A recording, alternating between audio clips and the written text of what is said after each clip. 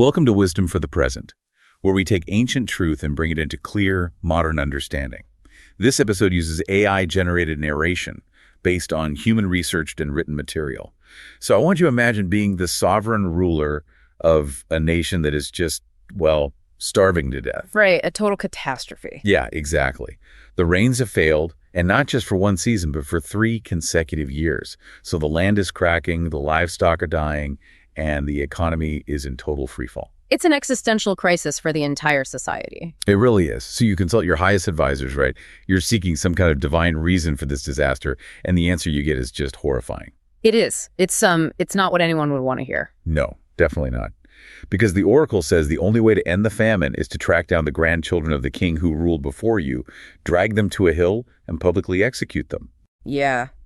It's a premise that sounds like the setup to some grim dystopian fantasy novel. I mean, the sheer brutality of that demand forces us to immediately drop any, romanticized notions we might have about the ancient world. For sure. We tend to sanitize these stories. We really do, but this isn't fiction. This is the actual historical record we find when we open up the final 4 chapters of 2 Samuel chapters 21 through 24. We're looking at the twilight years of King David's reign, and frankly, this material is jarring. Jarring is, it's putting it mildly. Most biographies of great historical figures end with this sweeping, polished legacy statement. Right, you expect the perfect marble statue at the end. Exactly. But these 4 chapters, they act like this unedited, chaotic scrapbook just tucked into the back of the official record. I mean, the linear timeline completely breaks down here. It does. It jumps around a lot. Yeah, we get these isolated, shocking incidents and lists of bizarre military feats, profound poetry, and then these catastrophic moral failures all just jumbled together. And that structure, it's entirely intentional. The ancient editors who compiled this text, they weren't just terrible at chronological filing. Right. They knew what they were doing. Exactly. By stepping outside that linear narrative, they are forcing us to look at the underlying mechanics of power and guilt and leadership and, human frailty. It's like a thematic appendix rather than a timeline. That's a great way to put it. They're presenting a theological and political appendix. And the underlying psychology here is so uncomfortably accurate to the human condition that it bridges that 3,000-year gap instantly. So let's step right into that horrific scenario I painted at the start, because that is exactly how chapter 21 opens.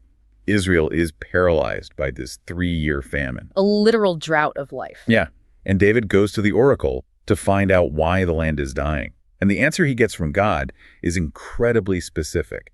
It states that the famine is a direct consequence of the actions of his predecessor, King Saul. Right. The oracle says it is for Saul and for his bloody house because he slew the Gibeonites. Which immediately introduces this massive tension regarding the timeline of consequences. I mean, Saul has been dead for years at this point. David's current administration had absolutely nothing to do with this massacre. To really understand the weight of this, we have to reconstruct the historical and political context. Like, who even were the Gibeonites? Yeah, they kind of just pop up here. Well, they were a remnant of the Amorites, which was an indigenous Canaanite group. Centuries earlier, during the time of Joshua, the Israelites entered the land and made a sworn sacred peace treaty with the Gibeonites. Like an ancient, unbreakable contract. Exactly. It was an oath made before God guaranteeing their protection. And for generations, that treaty actually held. But King Saul, driven by what the text calls his zeal for the children of Israel, decided to just break that ancient oath. So he launched this campaign of state-sponsored violence against them. He did. It was a brutal purge. It sounds like a populist purge, honestly. Yeah. He was trying to create a unified, homogenous ethno-state, and this protected minority group was just in the way. That's exactly the political dynamic. He assumed that because he was the king, he had the executive power to annul a centuries-old treaty. He probably thought he was being a patriot, but he was actually just shedding innocent blood. Precisely.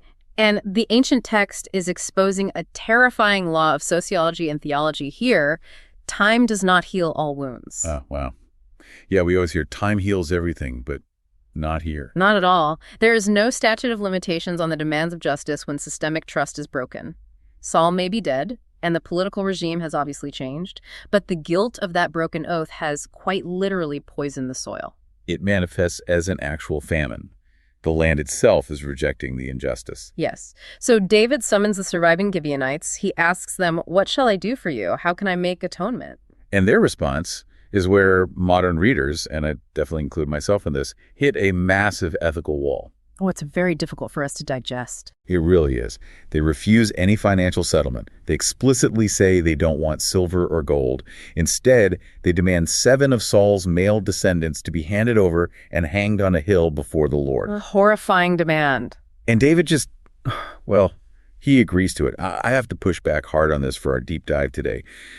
We cannot simply extract a neat little leadership lesson from human sacrifice. No, we certainly can't. I mean, the idea of punishing grandchildren for a grandfather's political crimes is completely alien to any modern concept of justice.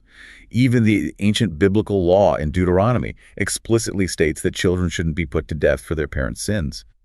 So how are we supposed to process this without just endorsing absolute barbarism? It is a really critical distinction we have to make. We absolutely do not endorse this ancient mechanism of blood guilt, nor does the text necessarily present David's concession as this flawless moral ideal. Okay, that's a relief to hear. Right. What we are witnessing here is the collision of ancient Near Eastern cultural paradigms with a deeper moral reality. In that ancient worldview, identity and guilt were intensely corporate and familial. So the House of Saul was viewed as just one single continuing entity. Exactly. The individual was inseparable from the family line, but if we peel back the horrific cultural methodology of that specific era, the enduring wisdom beneath it remains piercingly relevant for you today. So the mechanism is archaic, but the principle is timeless. Yes. The principle is that unaddressed systemic trauma has a sociological half-life that completely outlasts the perpetrators. You cannot just flip the calendar on corporate or national betrayals. I see that distinction. Yeah. So the execution is an ancient cultural artifact, but the famine, that rot that happens when we ignore past betrayals, that is the universal truth. Exactly. We see this constantly today. Like, imagine a new CEO takes over a company with a super toxic culture, right? A history of exploiting workers or maybe lying to the public. It happens all the time in the corporate world. Right. And the new CEO often tries to just move forward, saying, hey, that was the old regime, let's just focus on the future. But the trust is still fundamentally broken. The resentment is absolutely still there. Yeah, that famine in morale or public relations continues until the past is explicitly faced and restitution is actually made. Sweeping old wrongs under the rug doesn't make them disappear, you know? It basically guarantees they will trip you up later. So, returning to the text, David hands over 2 sons of Saul's concubine, a woman named Rizpah, along with 5 of Saul's grandsons. And they are executed and just left exposed on the hill. They are. But the narrative doesn't end with this brutal political transaction. It shifts focus entirely, zeroing in on one of the most astonishing displays of human endurance and disruptive grief in all of recorded history. Rizpah, the mother of 2 of the victims. She is just incredible here. She really is. She refuses to let her sons be reduced to political collateral. Right, the state has executed them and left their bodies unburied as this, public symbol of the curse being lifted. But Rizpah takes sackcloth, spreads it on a rock directly adjacent to the bodies, and she begins this vigil. And the timeline of her vigil is staggering. Based on the agricultural references they use in the text, she stays there from the beginning of the barley harvest in April all the way until the autumn rains finally fall. That could be up to 6 months. 6 months living on a rock. I mean, the physical and psychological toll of that is almost unimaginable. Yeah, the text specifically notes that she suffered the elements day and night. She was physically fighting off the vultures and birds of prey while the sun was up, and then defending the bodies from wild beasts like jackals in the dark. It's a masterclass in disruption. She is staging what is essentially a one-woman sit-in. Yeah, like a modern-day peaceful protest. Yeah. She is forcing King David to actually look at the human cost of his political equations. She's saying, you made a deal to balance the cosmic scales, but I am going to make you watch the reality of what you did. Wow.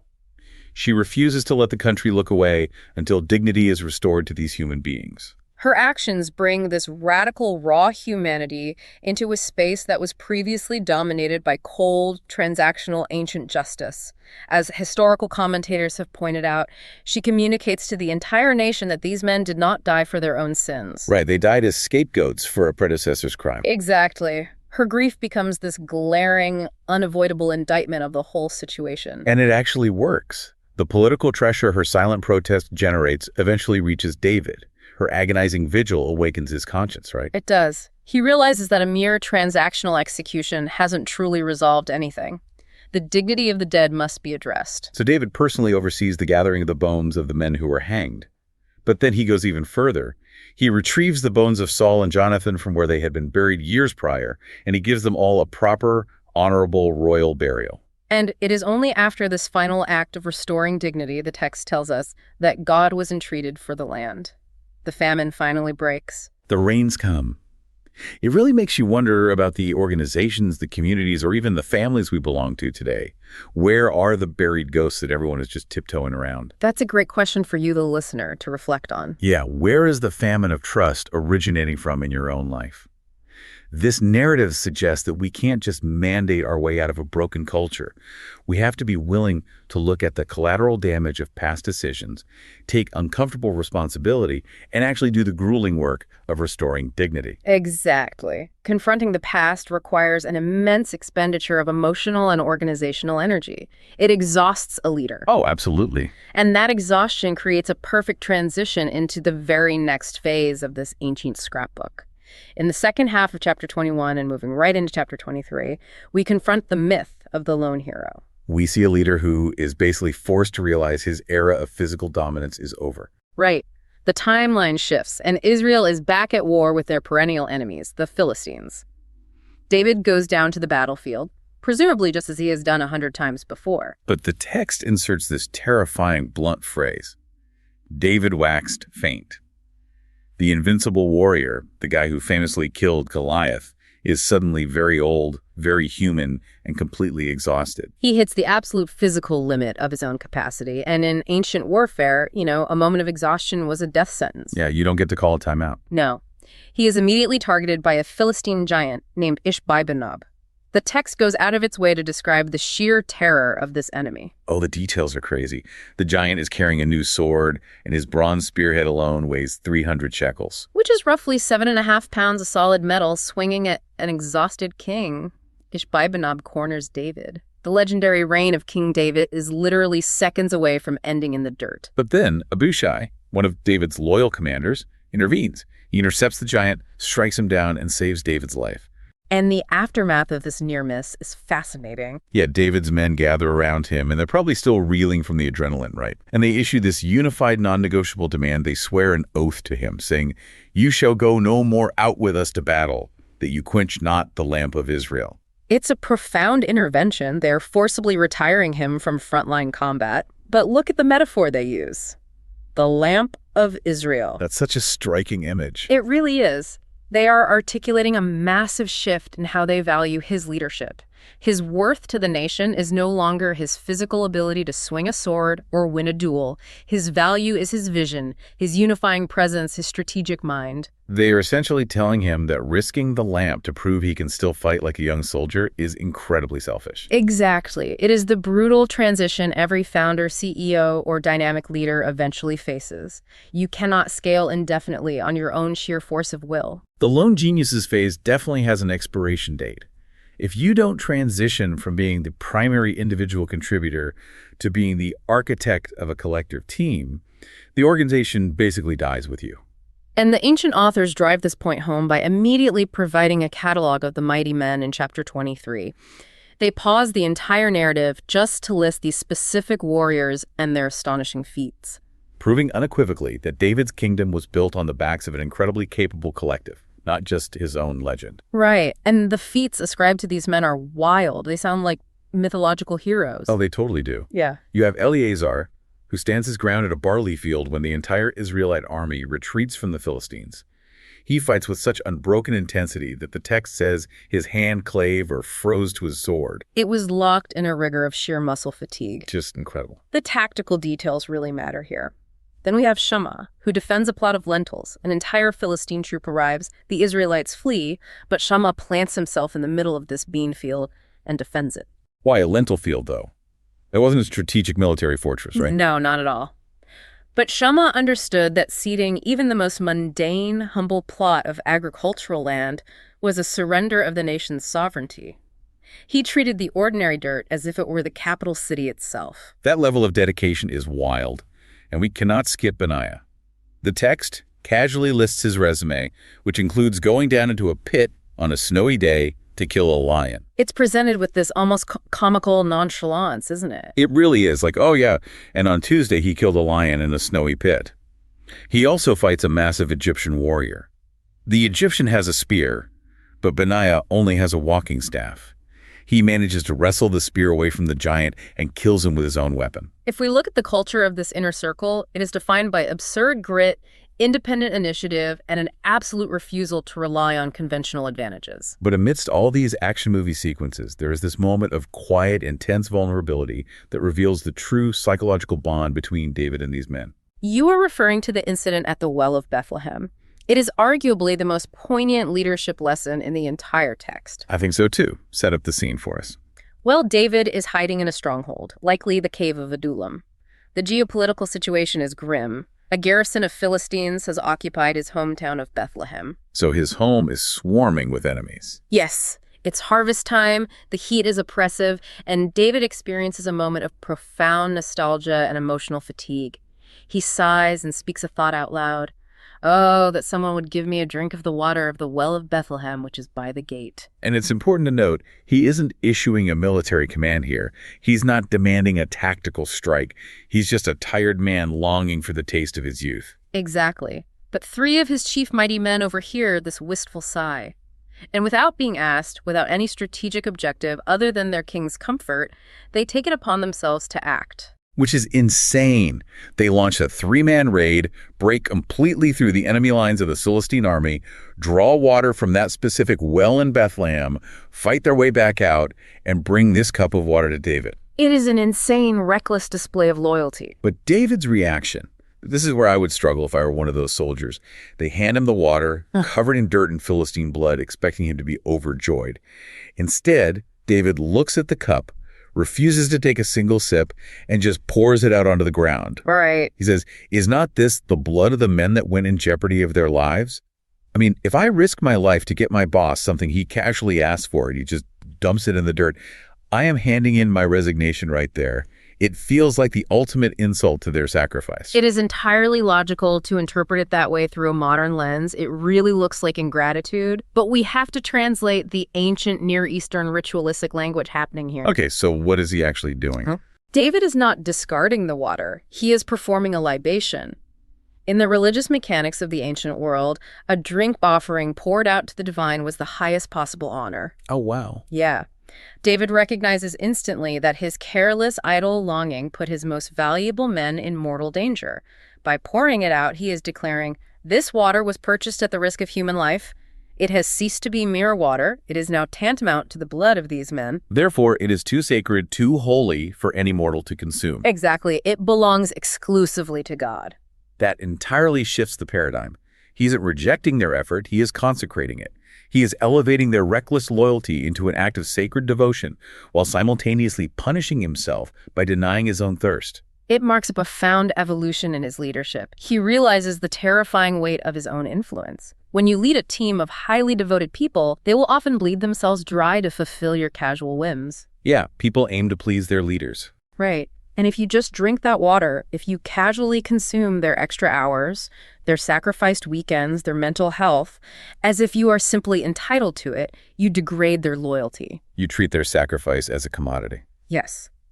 The leaders who sustain long-term, fierce loyalty are the ones who recognize the immense human cost of their team's efforts and refuse to treat it lightly. They honor the sacrifice, ensure it isn't demanded carelessly, and treat the blood of their team with deep reverence. That begs a massive question for anyone managing people today. When your team goes above and beyond, do you just absorb that extra effort into your bottom line, or do you stop and acknowledge that you are holding something precious? It's a vital reflection for anyone in authority. This deep self-awareness David exhibits here, recognizing his own flaws and the weight of his office, it flows perfectly into the next segment of this ancient scrapbook. In chapter 22 and the first half of 23, the physical battles fade into the background. David turns completely inward. Yeah, we get a window into his philosophical and theological compass. We see the stark contrast between the absolute ideals of a leader and the crushing reality of human failure. Chapter 22 is a magnificent, sprawling piece of cosmic poetry. If you are a student of ancient texts, you will actually recognize this song. It is nearly identical to Psalm 18. Oh, interesting. It was likely composed much earlier in his life, during his years as a fugitive, but the editors inserted it here at the end of his life as a comprehensive summary of his worldview. He uses foundational, immovable metaphors to describe God, a rock, a fortress, a shield, a high tower. And the imagery he uses to describe divine intervention is just breathtakingly visceral. It is entirely cinematic. He doesn't offer a polite philosophical summary of divine providence. No, it's very dramatic. He says, "The waves of death compassed me. The floods of ungodly men made me afraid." He describes being trapped in the cords of the grave. When he cries out, the response is apocalyptic.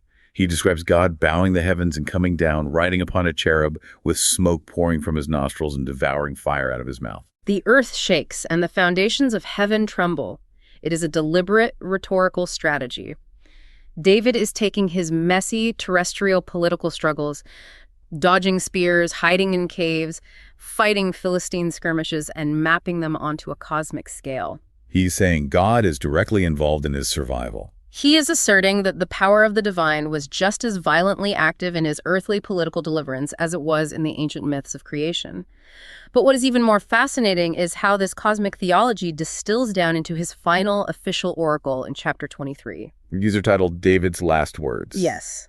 And in them, he articulates the ultimate mandate for human authority. He lays down the absolute standard. He says, "He that ruleth over men must be just, ruling in the fear of God." And then he gives us this gorgeous, delicate poetry to describe what it feels like to live under that kind of leadership. It's a beautiful contrast to the fire and smoke. It really is. He compares the just ruler to the light of the morning when the sun riseth, even a morning without clouds, as the tender grass springing out of the earth by clear shining after rain. Such gentle imagery. It is the exact opposite of the apocalyptic imagery. Good leadership brings clarity, warmth, and life. It makes society flourish and grow like fresh grass. It is the pinnacle ideal, and we see variations of this exact concept in wisdom traditions across human history. It parallels the ancient Chinese concept of the mandate of heaven, where the ruler's moral virtue directly correlates with the prosperity of the land and the harmony of nature. Oh, that's a great connection. It also echoes Plato's philosopher king, the idea that only a ruler who loves wisdom and justice above power can bring true flourishing. The underlying premise is universal righteous leadership is a life-giving force. Corrupt leadership is a scorching drought. He sets the bar at absolute perfection. But what happens next is what makes David such a compelling historical figure.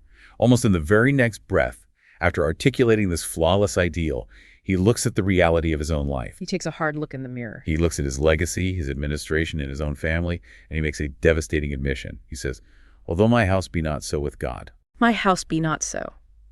It is a moment of crushing cognitive dissonance, resolved through brutal honesty. He knows his family is a complete disaster. Yeah, we were talking about a history of incest, fratricide, and a civil war launched by his own son, Absalom. And his administration has been marred by political assassinations and his own catastrophic abuse of power regarding Bathsheba and the murder of her husband, Uriah. He knows better than anyone that his reality falls tragically short of the morning light he just described. Imagine a modern CEO doing this. Picture a retirement banquet. Usually the outgoing leader stands up, lists all the quarterly profits, talks about synergy, and ignores the layoffs or the toxic culture they oversaw. They rarely admit their faults publicly. Exactly. But imagine a leader standing up, passionately outlining the core ethical values of the company: integrity, human dignity, transparency.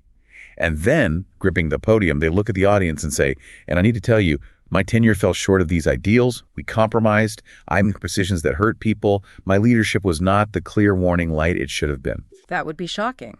But if a leader stops there, it's just a tragedy. David doesn't spiral into despair, though. He holds the tension. Right. He doesn't let his personal failure destroy the ideal itself. After admitting his house be not so, he immediately pivots to grace. He says, "Yet he hath made with me an everlasting covenant, ordered in all things and sure, for this is all my salvation and all my desire." He anchors his ultimate peace not in his own flawless performance as a king, but in the enduring, unmerited grace of the divine covenant. This is a profound psychological mechanism for navigating failure. Think about how often we abandon our ideals entirely the moment we fail to live up to them perfectly. We do that all the time. If we lose our temper with our kids, we decide the ideal of being a patient, gentle parent is a myth, and we just accept that we are an angry household. If we slip up on an ethical standard at work, we cynically decide the whole industry is corrupt anyway. We throw the ideal away to alleviate the guilt of failing it. We lower the bar so we don't have to look at how far we fell. But David shows a completely different path. He maintains the absolute purity of the ideal. The ruler must be just. The standard does not change. The North Star remains exactly where it is. Exactly. He acknowledges that his ship has drifted wildly off course, but he refuses to move the stars to justify his navigation. He uses the ideal to orient himself, and he relies on grace to cover the distance. It takes immense resilience to hold your highest values in one hand and your deepest failures in the other without letting either destroy you. It challenges us to look at our own core values. Where are we falling short? And instead of letting that failure breathe cynicism, can we use that honesty to re-anchor ourselves to the ideal, relying on grace rather than the delusion of our own perfection? It's a powerful practice for anyone to try. But human nature is incredibly fragile, and the compilers of this text knew that. Because immediately after we hear David's humble, beautiful reflections on grace and his own failures, the final chapter of 2 Samuel chapter 24 plunges us right back into a massive failure of those exact principles. It is a stark, almost cynical juxtaposition by the editors. We go from soaring poetry to an administrative disaster born of sheer ego. Chapter 24 opens with David deciding to order a national census. A census. Yes.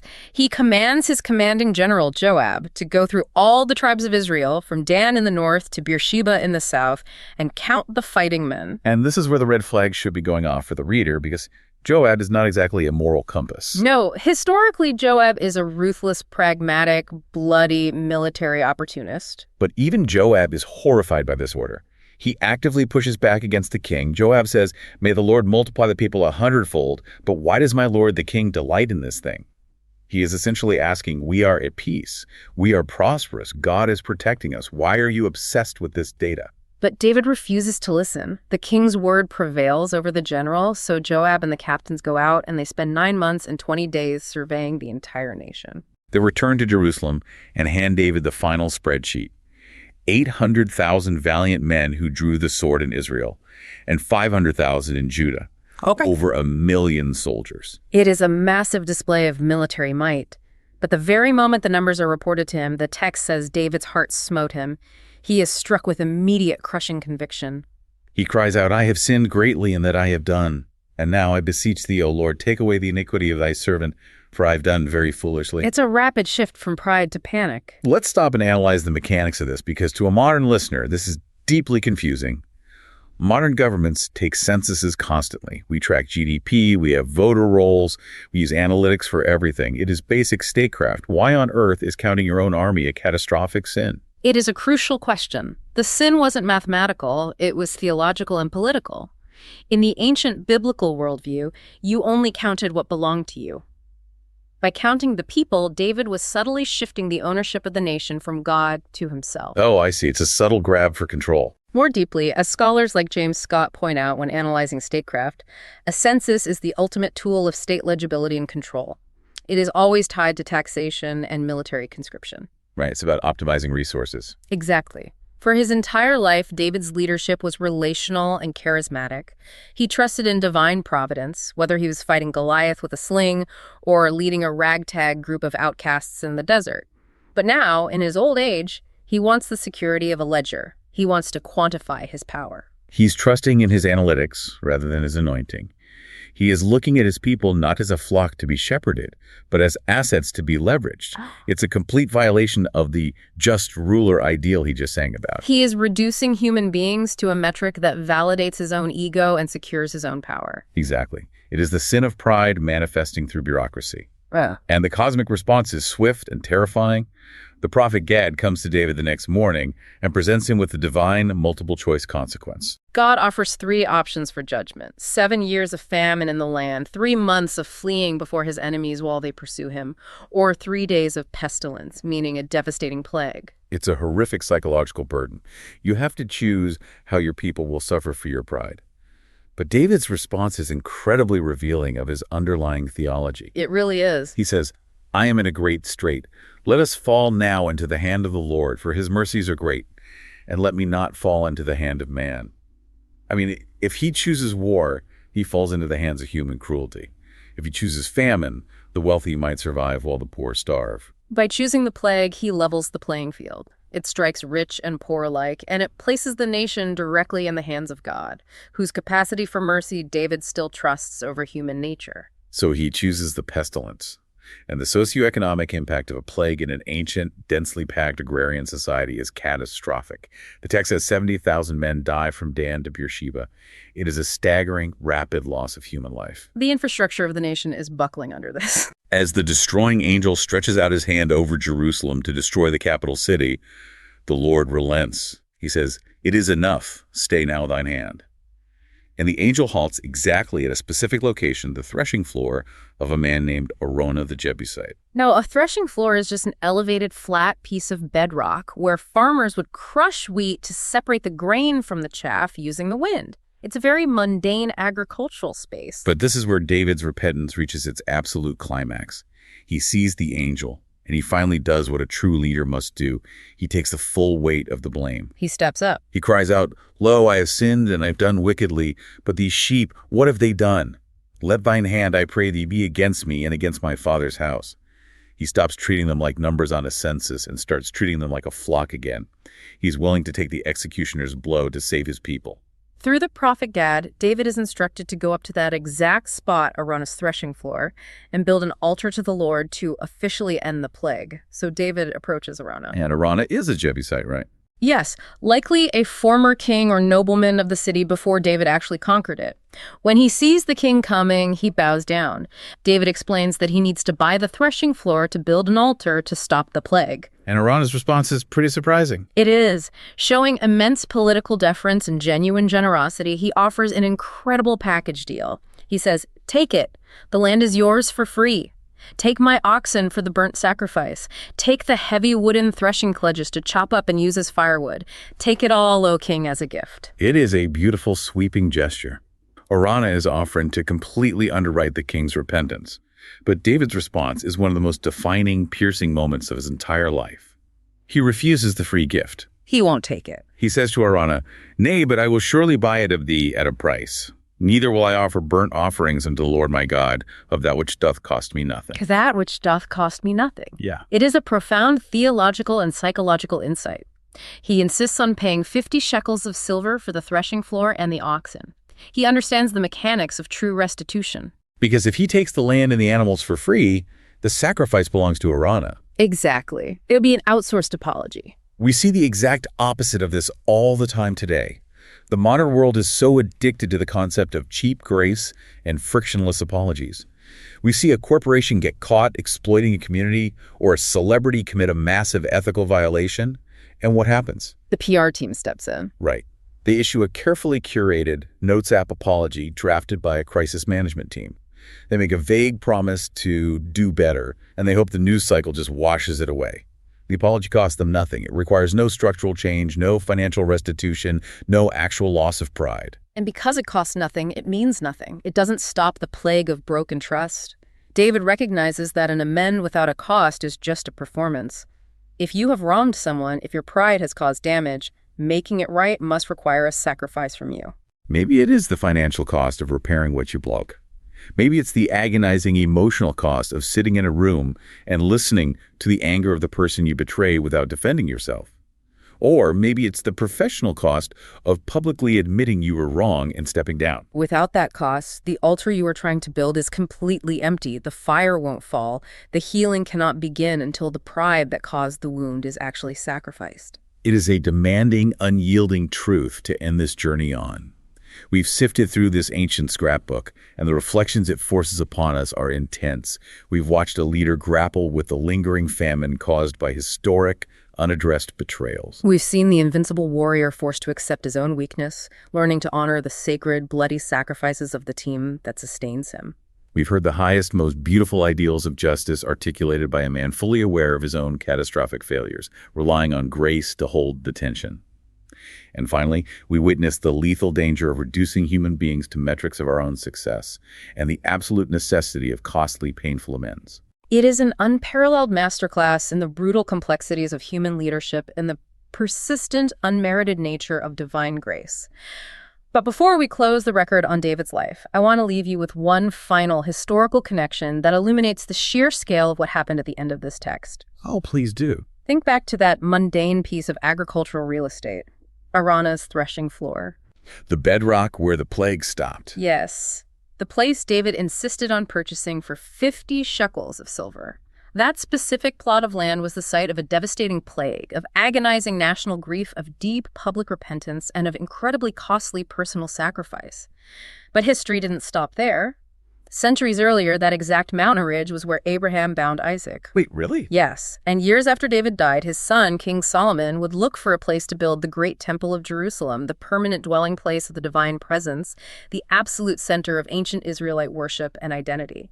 And he built it exactly there, on Mount Moriah, on the threshing floor of Araunah the Jebusite. The holiest site in the history of the nation was built directly on top of the site of David's greatest failure and most costly repentance. That just blows my mind. It is a profound architectural and theological reality. It tells us that our failures, even our most catastrophic, prideful blunders, do not have to be the end of our story. When those failures are met with brutal honesty, genuine repentance, and a willingness to pay the absolute cost of making amends, the ground changes.